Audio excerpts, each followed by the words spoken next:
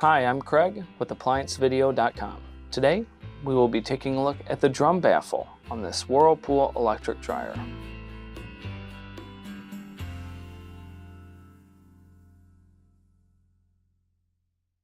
Stop. Before beginning any repair, always be sure to disconnect the power to the appliance.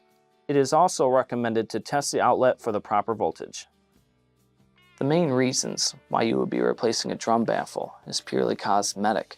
It could be cracked or broken off, or maybe you're just taking it off to remove some coins. Now, click on the link below to view this repair video.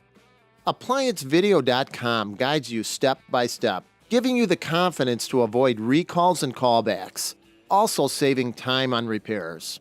Whether you're up against an uncommon repair or the latest appliance on the market, our videos have been created with you in mind.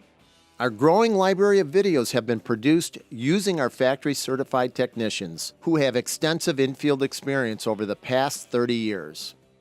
ApplianceVideo.com provides high-quality repair videos that anyone can follow, regardless of their skill level. We are here to help.